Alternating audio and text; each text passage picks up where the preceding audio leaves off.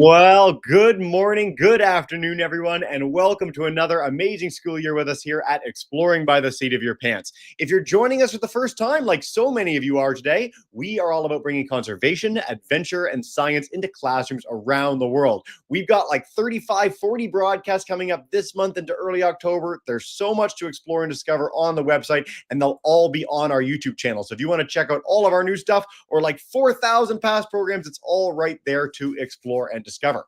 Now, we have kicked off the school year with a bang. Last Friday, we went live with Birds on the Wing with the Vermont Institute of Natural Science.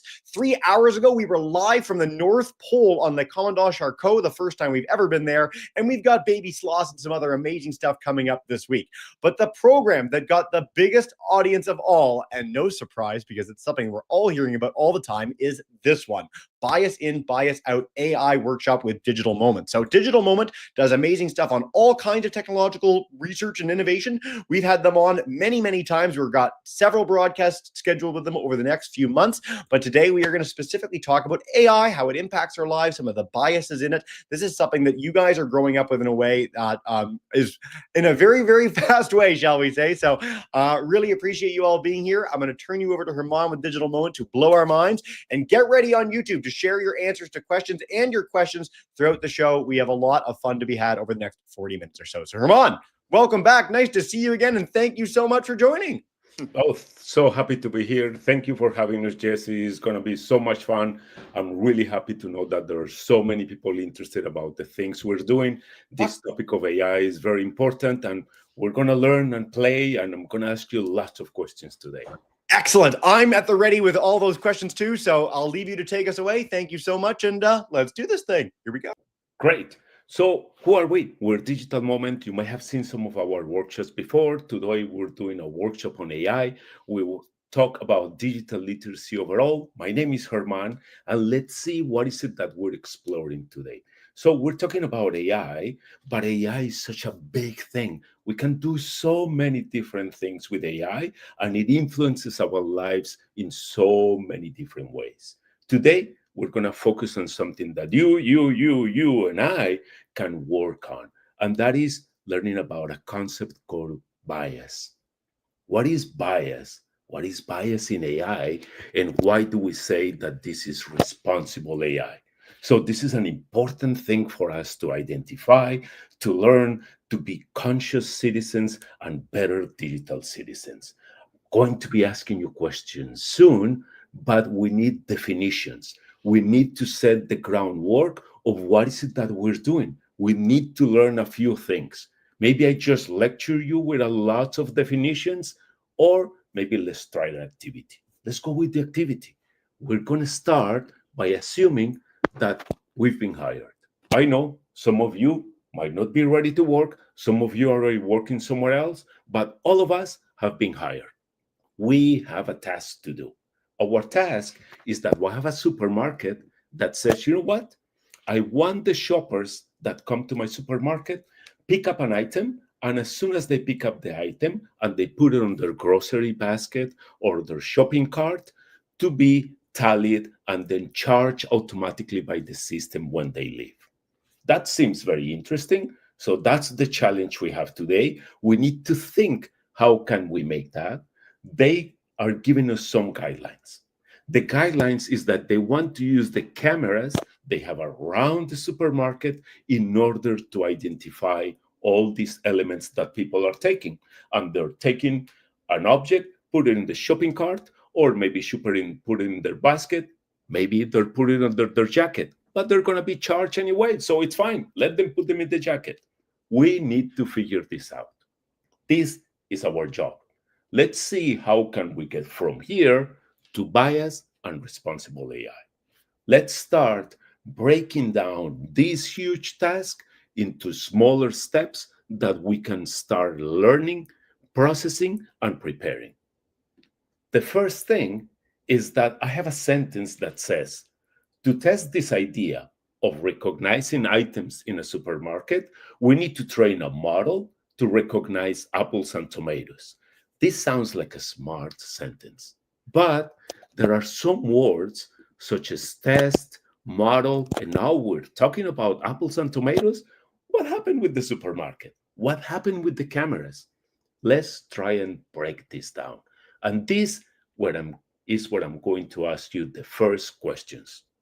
Question number one, when we say test, why are we testing our model, our AI application, only with apples and tomatoes? A supermarket has many more things than apples and tomatoes. Why are we using just these two? What do we think? And again, we've got all sorts of folks in the chat. We've got Miss Howell's class at Castlebrook. Welcome in Miss Coughlin's class in Kitchener. Miss Brendage's class. We've got kids from all over 800 kids today joining us live. Why test with only apples and tomatoes? So for me, what jumps to mind is that they're both about the same size.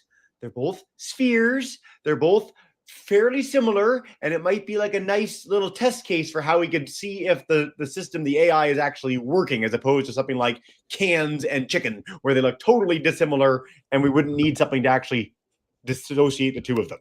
I think you're up to something, Jesse, there.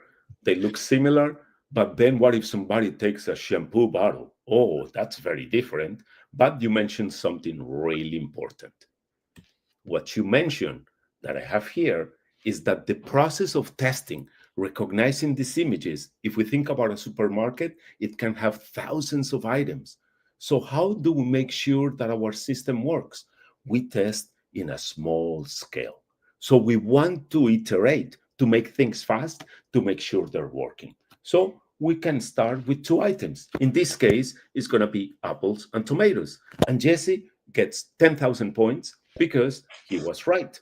They are about the same size, similar colors, really, really good.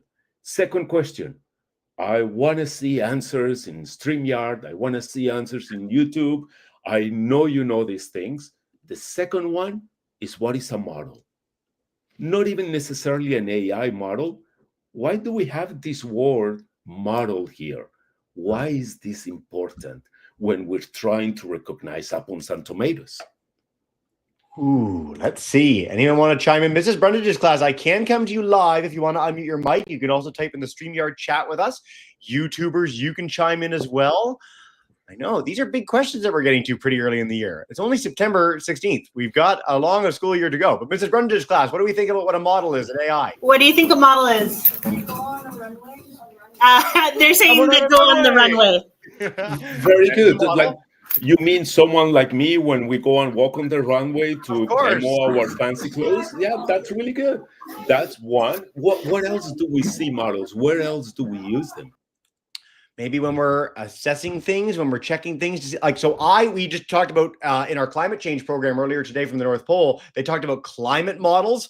So assessing how things might change over time with a computer could be a model. That's like a loosey-goosey answer. Those are great answers. Yeah. Both are really good, Jesse. What I have here is that a model in general is a representation of a real world context.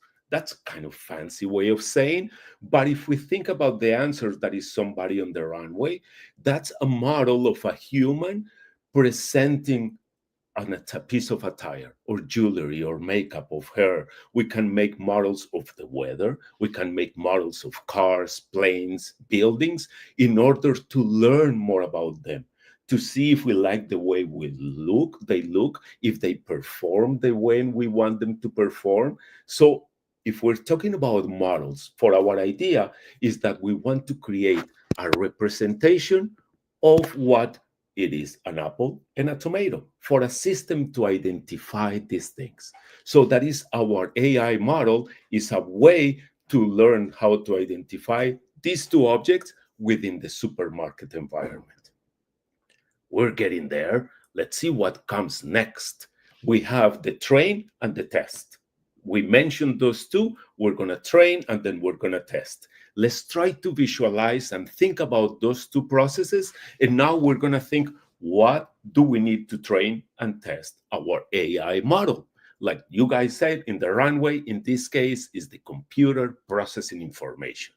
The training part is we have to give data, to give information to the system to learn how to recognize apples and tomatoes and how to differentiate between apples and tomatoes. What data should we give our system to recognize apples or tomatoes? Should it be maybe a poem? Maybe we can sing a song. Maybe we can put sounds. Maybe we can put text. What information should we provide so the system can say, oh, that's an apple, that's a tomato? I don't want anyone to ever read my tomato-based poetry because it is really, really bad. It's not meant for exploring by the seat of your pants. If we're trying to identify between a tomato and an apple, so we've got, yes, pictures of them. This is, I think we've all seen this on with AI in general, is that sometimes it's good at dealing with pictures, but in general, it's a visual-based thing or it's a text-based thing. We're either giving it books and articles or we're giving it lots and lots of imagery online. I think that would be our best thing for a tomato and an apple at the supermarket. So another 10,000 points. You said many important things is that we're using images because we're trying to have the text, something that the camera is capturing. Also is that we need many of them in order to do the training. So we want lots of images of apples and lots of images of tomatoes. That's for the training. And for the testing, if we're going to test, we're going to use the same, more images of apples and tomatoes. So we have this idea that we're going to help the supermarket. We have the images. We selected images of tomatoes and apples to train and test. Big question. Should the training and testing data, meaning the images that we use for training and testing, be the same, or should they be different? This is a big question. I know you can give me answers. I want you to think of the way that you learn in the classroom, if what you're taught, the questions that you're examining with are the same or not. So that's a great way of putting it, actually. I really like, I've never heard it phrased quite that way. When you're taught a lesson on math or a history question, are you given that exact same question identically in your tests? Or are you giving something a little bit different? Mrs. Brundage's class, what do we, if you guys want to unmute again, we can have you shout out again. Let's see. Come on in. And what do we think? Training and testing data be the same or no? Yes or no? They say no. Oh, overwhelmingly no. Everybody now, no. Another 10,000 points. We're just giving points away to everybody, but you guys are winning these points is because it cannot be the same. We need to train with some data, and then we need to test with different data. And that is exactly for the idea. Jesse said it really well. If your teacher teaches you that 7 plus 3 is 10, and you learn the process, the only question in the test is not going to be 7 plus 3. It can be 2 plus 5. You already understand the process. You understand the way that you can add. AI doesn't work the same, but we need to ensure that we're testing with images that it hasn't seen before. How can we think about this in the terms of apples and tomatoes? In the supermarket, the apples and tomatoes that people are going to take, they don't exist yet. They will be taken to the supermarket in a month, in a year, in 2 years. How can we train on those images? We need to train on the images we have now, and the system needs to recognize those images in the future. We saw a lot of things.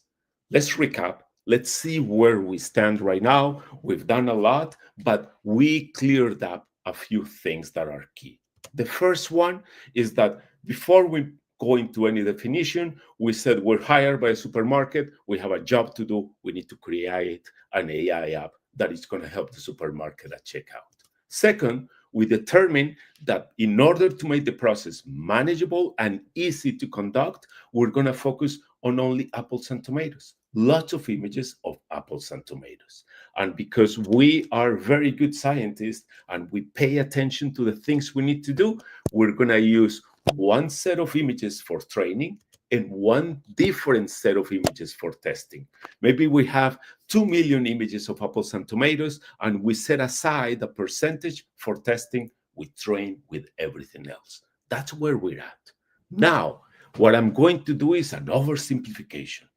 I'm going to show you a simplification of the training data we have and the testing data. So this is our word, training images of apples and tomatoes. And this is our testing data. I can already sense you're typing. Don't type so fast. I'm kidding. Type as fast as you want. Do we have a problem here?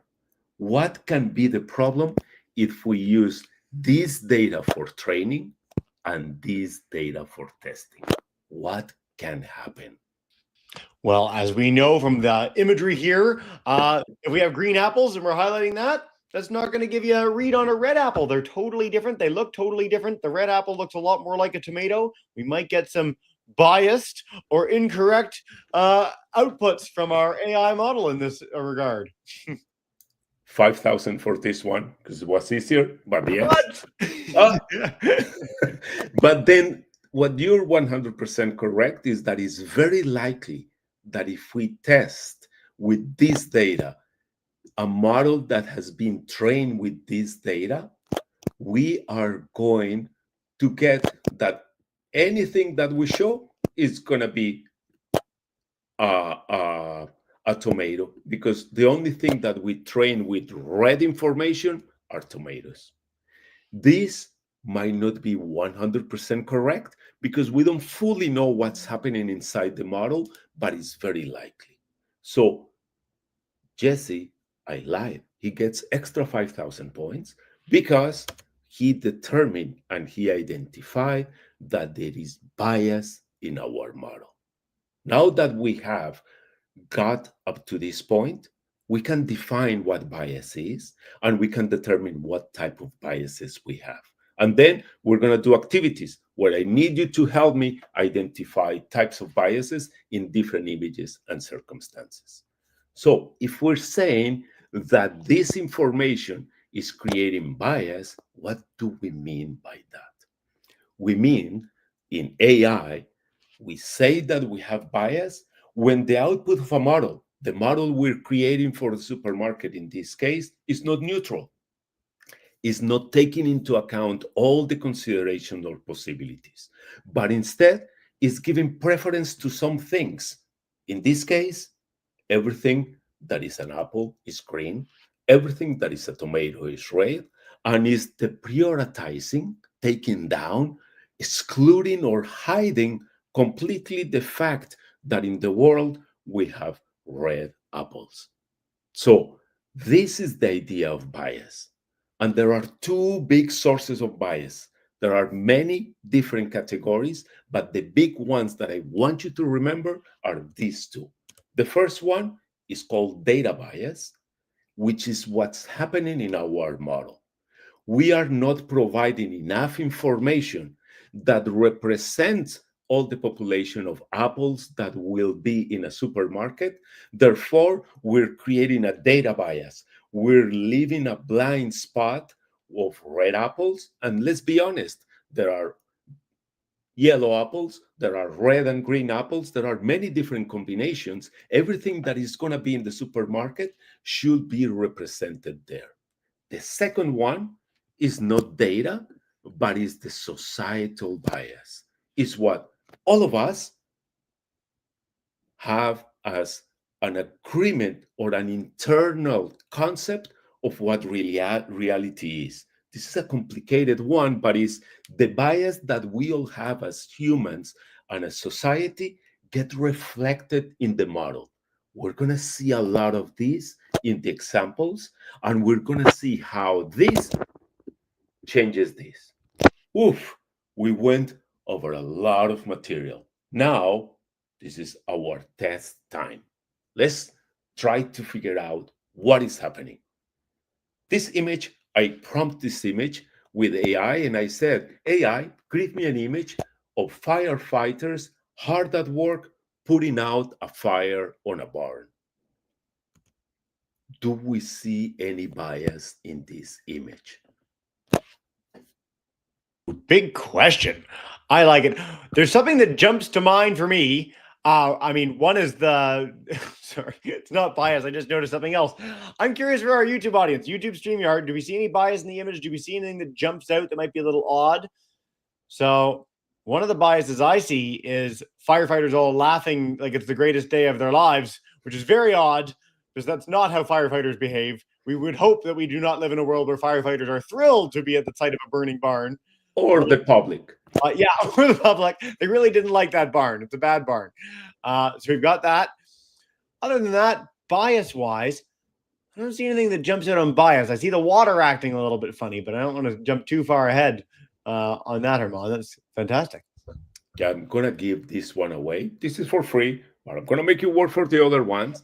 This one, if we take a look at, Jesse is correct. There are even more biases than we're going to cover. Christina says the water, it's so weird. I agree with you, Christina. What's up with that water? It's just going in different places, but then we know AI doesn't really understand the world. So that could be a bias. Maybe we didn't provide enough information of images of how water behaves when it comes out of a hose, and then we have this idea. I like that perspective, Christina. That makes a lot of sense. I chose a different one, but you get 10,000 points. So the one that I chose is that the firefighters, they're all male. So it happens that the firefighters, they're all firemen. And for example, here where I am in Ontario, there are female and male firefighters. So we have a bias towards male firefighters. There's more biases. I like the one about the water, and maybe you can explore these ones later on within your classrooms. But now if we think, is this a data or a societal bias? Then this is a societal bias because it's the traditional image that we have in mind from many years ago that there were firemen. And then that starts influencing the data that gets produced and the historical data that fits the model. So societal bias influences data bias. So this is an image. Now let's think. Algorithms control many things in our lives. Let's think about this idea about an algorithm. It says a video sharing site. Imagine your favorite video sharing site keeps recommending videos with loud music, bright colors, even if the video content is not very good. What is this bias happening? Why are we getting recommendations for these videos if the content is not good? They're just loud and flashy. Let's see. All right, guys. And don't be shy to share on YouTube. I know it's our third program of the year, but if you have the capacity to share that, we'd love to hear from you. Mrs. Brundage's class, you can type in the chat as well. But why is this bias happening? This is something that we see not just with AI work, but just generally across social media and the internet. And again, it's something that you guys have grown up with that my generation saw happen in real time. But if you like certain things, if you seek out certain content, you'll be sent stuff that's very similar to that. The internet is a whole machine for giving you what it thinks you want based on what you've done in the past. And I think you can all check this, whether you maybe scrub your Instagram history or go into incognito mode. When you're looking at things, you will get entirely different things shared with you because of what you've done in the past. So data bias for Mrs. Howell's class, Castlebrook, thank you for sharing that. So it's data because we're putting in our own data into that is fantastic. And yes, 100% correct is data bias. And what is happening has to do with what Jesse was saying. The algorithm is doing the work that it was meant to do, but the algorithm has only enough information to say how many clicks is getting this video. So more clicks is a better video. So we recommend it a lot. And it's data bias because what it's doing is that we're not providing enough data. What data are we not giving? Maybe the people go and click and we see this is just loud and annoying and we leave. So it's not measuring how long people stay. So it's a data bias because it's not being provided with enough information to give a proper recommendation. That was really good. Thank you, Alexis. Let's go with the next one. We have this image that what it does is just telling us labels for different instruments. You will see that there's something peculiar here. Why is this happening? Why is this happening. We see that these instruments are being labeled, but there's one that I don't think that's the name. Why are we getting that wrong name? I like small guitar might be our one that stands out a little differently from the others. Uh, Again, perhaps data bias. It just doesn't know what to look for. It's never been sent a picture of something like that before, and so it doesn't know how to identify. What kind of instrument might it be? I hope you guys get to have instrumental music programs in your schools because I love doing this in middle school. Yeah, and maybe were you good at the small guitar, Jesse? Maybe. I was bad at the small guitar. I was Okay. pretty good at the bigger guitar with a string like this. That was my instrument. Great. But then that's exactly it. The violin is labeled a small guitar. That's a violin. And what happens is that the system wasn't provided with enough data. Maybe it just used what is used in different types of music that did not include violin. We're getting good at this. Another one for the algorithm. An AI security camera at a store identifies most shoppers as customers, but consistently labels a person wearing a hoodie as a suspicious individual. I'm going to give you this one so we can go and finish all the others. And this one is that there is a societal bias towards individuals with hoodies. I'm not going to go deeper into this one.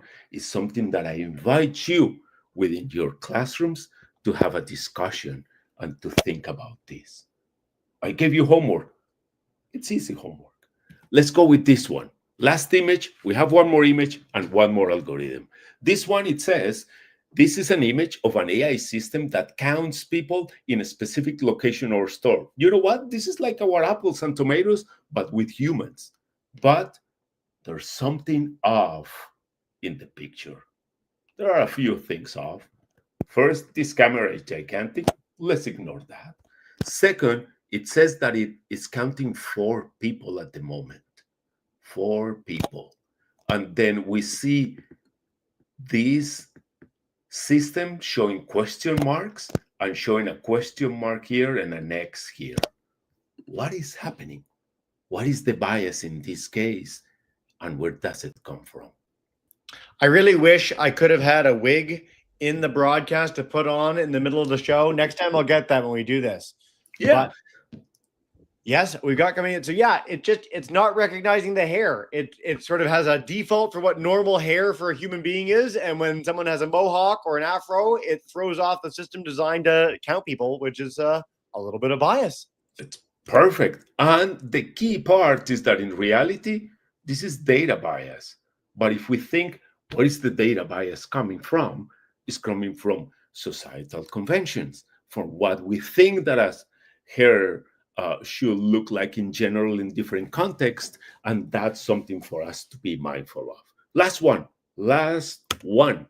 We have a travel app that recommends only popular, well-known tourist spots, ignoring local, culturally significant places. So it's just kind of the clicks again. If we think about that idea, is that the data that is provided is only for things that show up a lot, maybe in Instagram, but is ignoring some of the more meaningful sites that maybe don't get that many views, likes, or is not perceived as important. So there's a data bias that is being reinforced. So we practice, we saw definitions, we have an idea, we can identify different biases in different contexts, and we can know what type of biases there are. So what do we do? What can organizations do? What can we do so this gets solved? This is the last part of the approach. Are there strategies to decrease this bias? The answer is yes, there are. And we're going to go over 3 big buckets of strategies that are going to give us an idea of what to do. First one, we must use diverse data. That means that we need data that is lots of it, lots of apples and tomatoes, and is representative of what we're trying to train. So it needs to have apples and tomatoes that represent the apples and tomatoes that we're going to have in the store. as equal or as different as they can be. The second one, we learned this already, that we need to have split data for testing and for training. We save a little bit for testing to make sure the system has properly learned how to identify or predict what each one of the elements is. And the last one is that we design with diversity in mind. For this, all the companies, organizations need to bring people from many different places with many different ideas and experiences in order to make AI systems richer and more thorough. What we did today is for us as consumers to understand when these things are not being met and for us to help support them, to help bring them up, identify them, and hopefully be resolved. That is the content that I have for you today. It was really nice to be here with you. We're Digital Moment. We're going to be here with Experience of Your Pants in other lessons, and you can reach out to us anytime. We'll be delighted to provide more information about digital literacy and coding. Thank you. Very cool. Thanks, Herman. And I've just shared both links in the bottom of the screen for Experience AI, one of that where this lecture or this series came from, and then digitalmoment.org. We'll be sure to pass those along to all registered classes, so stay tuned for that. We've got about 10 minutes together for Q&A. Mrs. Brundage's class, we will come to you guys live in a minute. YouTubers, you're able to share in the chat anytime, so please do share any questions you might have. Herman, is there a real world, we highlighted a few hypothetical examples. Is there a big example of where bias in AI or otherwise has really impacted technology adoption? I mean, I can think of voice apps where you say like, hey Siri or hey Alexa, that were trained on male voices, so it's much easier to trigger them being someone like me than a woman. So we've seen that be a negative impact. Are there any others that jump to mind? Yes, and I'm going to expand the one you mentioned on voice. For example, male versus female. And the other one is some of us have a strong accent, and that makes it a little bit harder. My phone took a while to understand me, but then now it thankfully does. But then that means that it needed to include different accents, different tones, different levels of voice in order to learn. So that's one with voice. The other one that is very famous, it has been addressed in many different ways, but is the example that we had about 4 or 5 years ago, where these devices that detected hands in order for you to wash your hands were only detecting white hands. And that's because the lab or the people that were training the device in their lab, they all were white. And they ignored the people that had different color scheme, so they were not being detected. Yeah. And there's one that is very new that just came out that is important for us to think the bias or repercussions this can have, is that now there are headphones or earphones that can translate in real time. So that is super exciting. That's going to break many barriers, but we need to think what is going to happen to some languages that are not that popular and not included within that data set. Is that going to influence the way that the language is perceived, or is going to help it disappear? Is it going to help it have a better inclusion with society? We don't know yet. But then the training part is key. Yep. I love this question on YouTube to kick us off, and Mrs. Brundage's class will come to you live in a second. So Miss Howell's class, thank you for joining us in Castlebrook. They want to know, why do people use easier data to train instead of using harder data? If we can make these things better, why do it? And I think there's a pretty classic one-word answer here, but do tell. Yeah, it's the sad part is that easy is nice and easy, hard is very hard.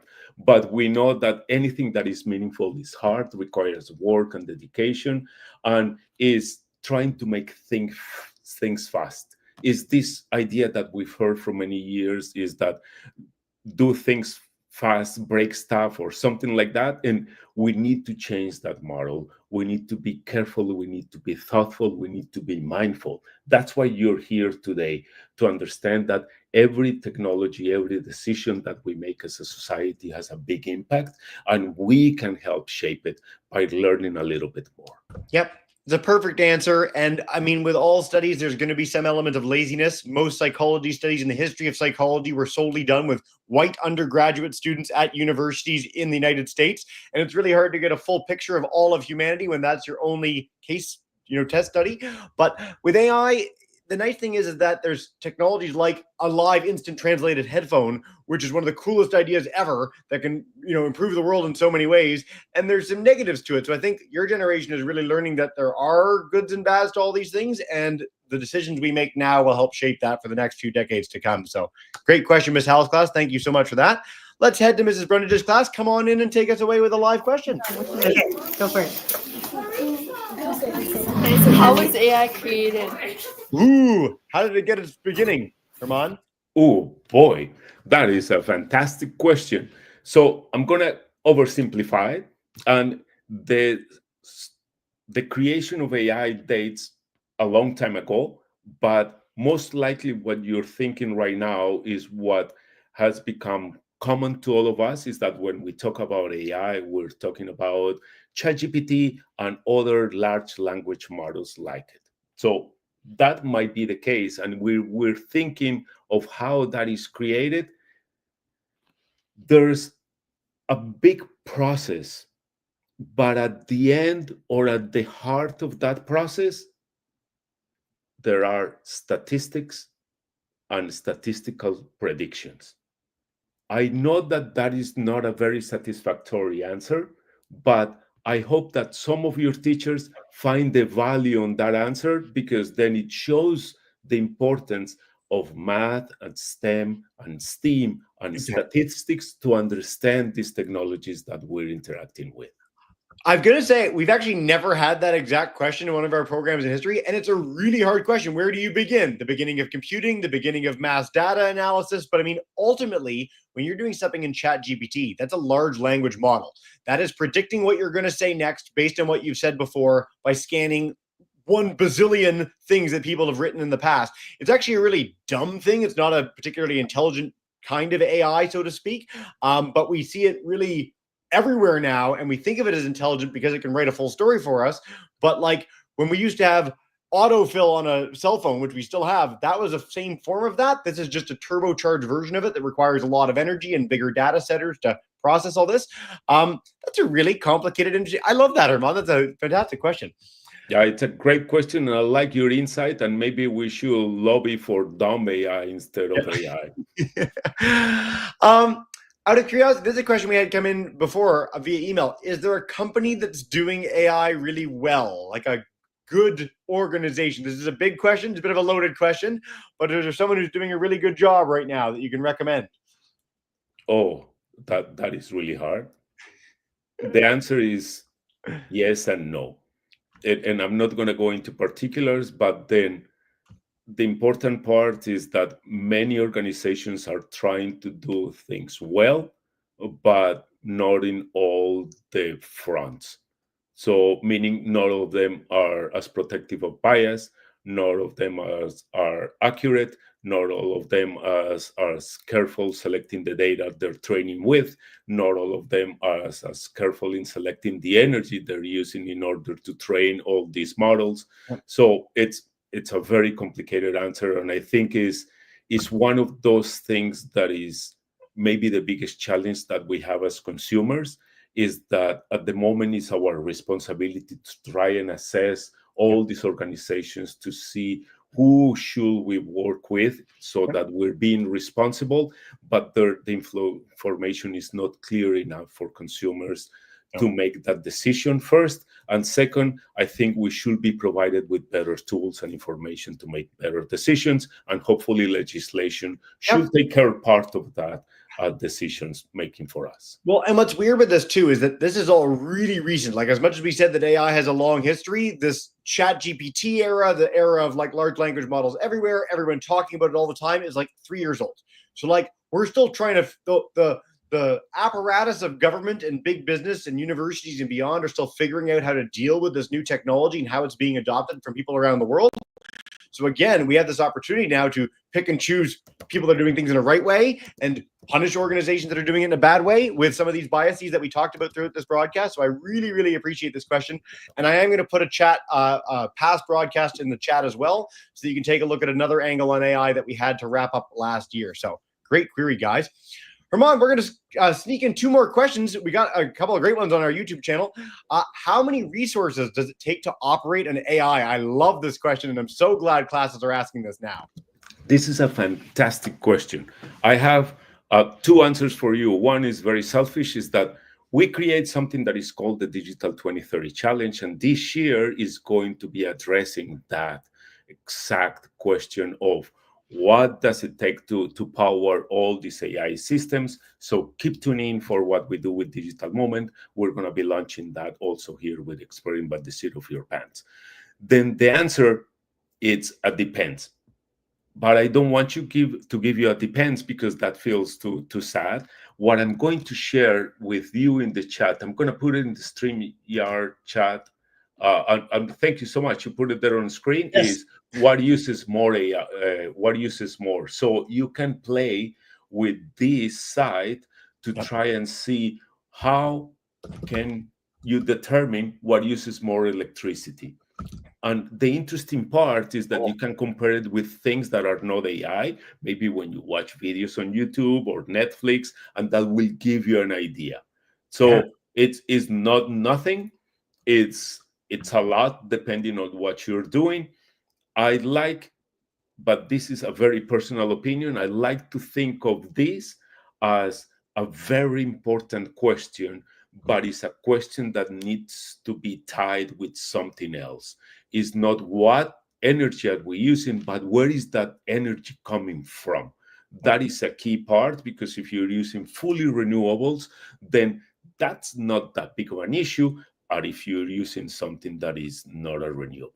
Water, that's a different part, but then we're hoping for very cooling systems. Well, and again, you highlighted that there's lots of different ways of asking this question. I will say, on behalf of our AI programs we did last year, that if you Google search something and you just do it in Google, and if you do a AI Google search, the AI one does use more power for that, because it does require more processing power to come up with that answer, because it's scanning all the world's information to get that for you, as opposed to the base Google algorithm when you were looking up a search. So in case that's where you're going with it, I'll share that. But whatusesmore.com is a fantastic resource, so I've just shared that in the chat as well. Herman, time flies and you're having fun. We're going to take one more question before we wrap up. And again, I want to stress a big plug for digitalmoment.org. Check that out if you want more amazing AI programs or things to learn about. Experience-ai.org is also a great tool, and whatusesmore.com. Can I share the Digital 2030 website yet? Or are we going Yes, please. Yeah, because the Digital 2030, we have challenges that we have done over the years that are great. And then this new one, so you can see when it comes. Of course, please do. Very cool. Our last question, a question that we hear a lot in the news, certainly talked about relentlessly in congressional hearings. What are the chances of AI going rogue, Herman? Oh, boy. No pressure. Yeah, no pressure, but I think that once again, I can give you just a personal opinion of what the things that I've known, that I've seen, and the answer is, instead of artificial intelligence, what if we think about dumb intelligence or artificial dumbness? Because as Jesse mentioned, it's still not smart enough. It can do many things, but one of the biggest things that you should keep in mind is that the system still lacks the type of reliability that you would need as a student. Especially, you still need to trust your sources, check your information. So for them to be Skynet or something like that, that rates really low on my level of risks. Thank you for the Terminator reference, which we don't get very often. And students, if you haven't seen Terminator, when you're old enough, it's a great movie.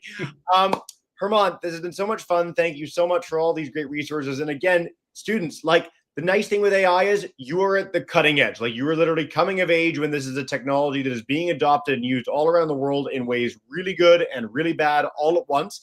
So the more you educate yourselves from reliable sources, which is another thing that AI gets involved in, the better you'll be equipped to make decisions on how this is going to be used in the decades and centuries to come. So it's a really exciting time. We really appreciate that over 800 of you are joining today to learn a little bit about bias in and bias out with AI.